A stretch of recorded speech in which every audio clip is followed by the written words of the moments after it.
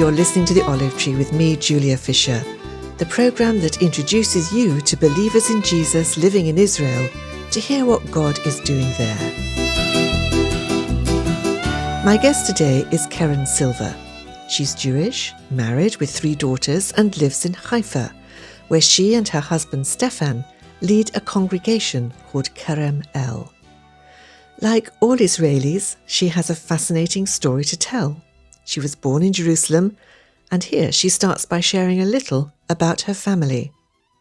My mom is American. She came to the land 40 years ago after receiving the Lord, and basically a few years after hearing God calling her back to the land of her forefathers. So she sold everything that she had, and she got on a plane and came to Israel and started living here. And my dad, he's from France, and after receiving the Lord himself, he thought that he was going to be a missionary in Africa, but the Lord had different plans, and he found himself, God told him to sell everything and move to Israel as well. And they actually met in Jerusalem here and started a family. And I was born, I'm the eldest out of 5 kids. And so I grew up in a believing family, knowing English and French and Hebrew.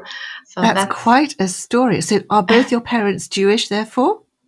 No, my mom is Jewish. My father is not. He's a Gentile with the biggest heart for Israel. He's more Israeli and Jewish than anybody I know.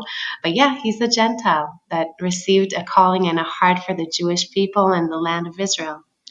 So you obviously went through school, and then you went through the army. What sort of an experience was that like for you? Yeah, I went through a school, public school, and then when I reached 18 after high school, it's mandatory for girls to serve here in the IDF, in the Israeli army, for 2 years. And to tell you the truth, I just gave my life to the Lord about, I think, a year before. I was on fire for God, and I was really, really scared to go into the army because I knew and I saw a lot of my friends that were believers going into the army and losing their faith because of being disconnected from the congregation. And it's not a easy thing living somewhere else and being influenced and surrounded by the world. So I was very, very afraid of going in. And I just prayed and I asked the Lord and I said, Abba, when I go in, I pray that those 2 years would be years that my faith will be strengthened in you and that I will not lose my faith. And I remember coming back after 3 weeks of boot camp, crying to my mom and saying, Mom, I don't have time to pray. I don't have time to worship. And I used to have these amazing, quiet times with the Lord, 2 hours sitting at his feet, worshiping night and day before I went into the army. And suddenly I couldn't do anything. It was really, and what brought me through that, I was so terrified of losing my faith. And my mom just said, God is asking you to give him what you have, not what you don't have. So you don't have 2 hours to spend time with him. You have 5 minutes in the bathroom. You give him that and he'll be faithful with the rest. And that's really what happened. I started giving the Lord the little, really a few minutes here, a few minutes there, and thinking about him and his word, and that's how I not only survived the army, it was a wonderful time where the Lord spoke to me and worked in my life and worked through me. And I was able to share about his love and to be an example to the people around me.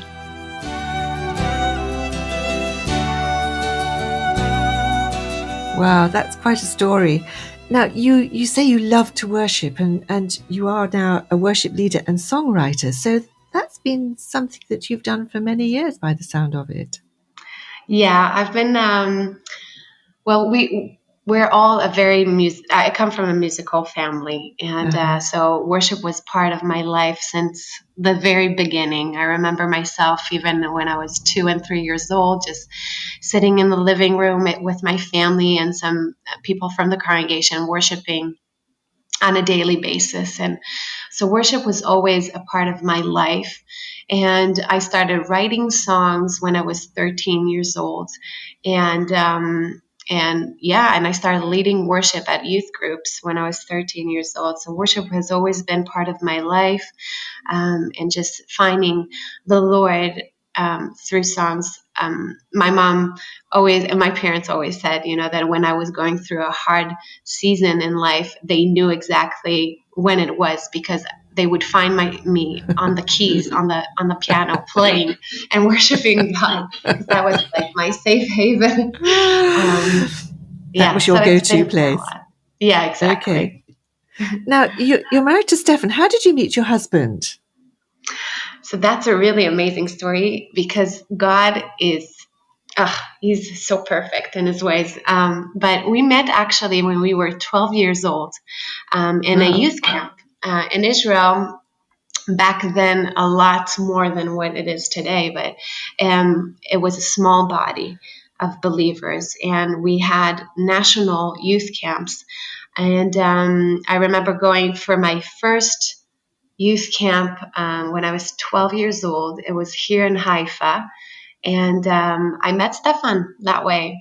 And as two young people believers coming to meet the Lord in a youth conference, and we kept in touch throughout the years. We could always talk to each other, like deep conversations, and we were good friends. Nothing romantic at all during the years, and I think we had ups and downs in our friendship, and before we started dating, or not dating, courting, or however you want to call it, there was the Lebanon War in 2006. And for the first time, God really put it on my heart to pray for him. And I found myself interceding for him, because he was in Lebanon, really deep in the enemy's territory, and I started interceding for him like I never interceded in my life. I was always involved in worship and prayer meetings, but it was kind of, I thought that my place in those meetings were the worship part and less the prayer. And I found myself interceding for his life like I've never prayed before, day and night, in my dreams even. And of course, with that, I was rebuking any spiritual ties that might lead me to have romantic feelings towards him, right? Anyway, God brought Stefan back to him, and it's a miracle by itself how it happened. But after he finished the war, I came back from a missions trip in Africa. The Lord just guided us together, and we met and we had our conversation, and from there the Lord just he placed us together, and he showed us both that we were meant to be together. Now married, living in Haifa, and you have 3 daughters, and Yes. You're involved with Stefan in running a congregation that I believe you started. It's called Kerem-El in Haifa. What's the story behind the congregation? How did it come about? So Kerem-El, it's the name of the congregation. The meaning of Kerem-El is God's vineyard, and it was founded 10 years ago. Basically, there's a few congregations here in Haifa. One of the biggest ones is Keilat Carmel Assembly, and our congregation started as the Hebrew-speaking home group of Carmel Assembly, a congregation. And they would meet once a week and just be the Hebrew speaking, all Hebrew home group. And it grew and it grew and it grew. And the Lord really prompted on the heart of Danny and Luann, which are now serving as lead pastors of Kerem-El Assembly. But back then, they were the head of that home group.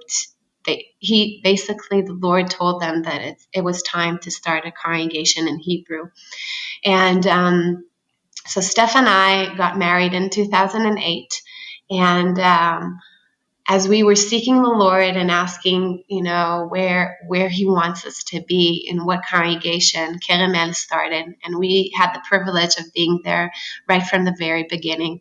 And the first time that we went to one of those, the first meeting, we knew that it was home. It was our spiritual home. And the most amazing thing about Kerem-El is that it just really grew out of, out of the Lord grew the congregation, because we started with 20 people and He added more people and more people. And today I think we have about 120 or even more congregants joining the meetings. And, it's 10 years already. And God's been really faithful. And the unique thing about Kerem-El is that it's all targeted to Israeli. So it's very Israeli. It's all in Hebrew. The worship is in Hebrew. The sermon is in Hebrew. And there's no translation yet. Just people that do it by themselves, they translate for each other. And it's very orientated towards the Israeli people, the people that we're, living in the midst of them. We have a lot of non-believers coming and people that are bringing their friends and students. And so we're seeing a lot of people that are getting exposed to Yeshua, to the Lord, but in a more natural Israeli Hebrew-speaking environment. You've been listening to Keren Silver sharing her story, and we'll hear more from her on next week's programme.